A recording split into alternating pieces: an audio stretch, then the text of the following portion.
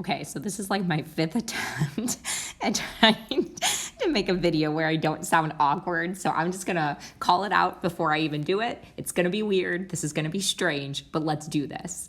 So today I'm going to show you guys how to graph polar coordinates. You should have the note sheet downloaded already and you can follow along with me. But what you'll see is at the start of the notes, I go through the difference between graphing in the rectangular coordinate system and graphing in the polar coordinate system.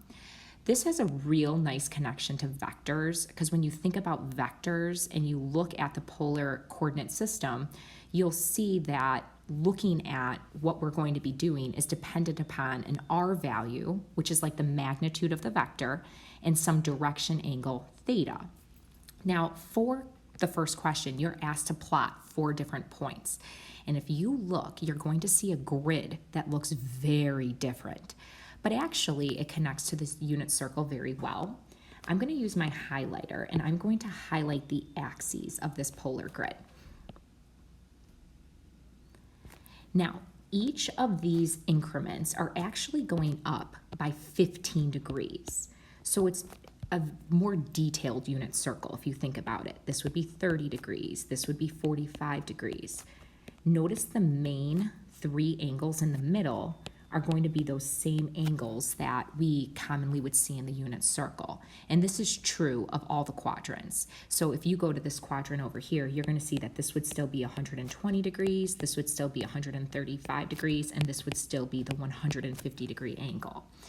So when you guys are looking at graphing these, you're basically going to ignore those lines that are right next to the axes because those are the lines that are now making up the increment of 15 that we normally don't graph.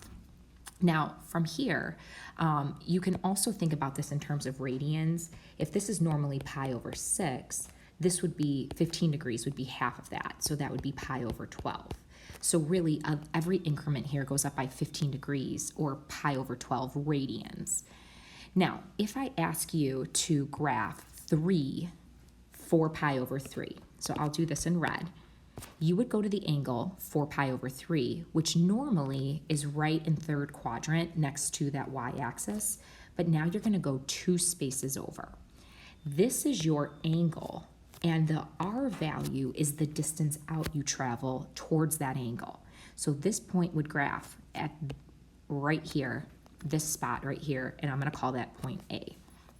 Okay, so go to where 4 pi over 3 normally would be, and then go over 1 increment, and then count towards that angle 3 units.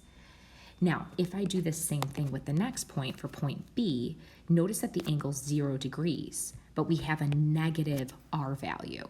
So instead of going towards 0 degrees, we're going to go away from it, and it would actually graph right here at this point B.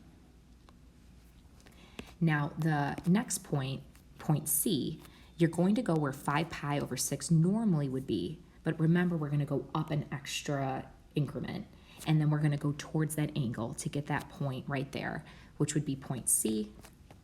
And then we can do that same thing with point D. Now notice point D is 3 pi over 4, which would normally be in the middle of quadrant 2, but because it has a -1, we're going to go the opposite direction. So instead of going towards 3 pi over 4, we're going to move away from it, and that's going to take us right here.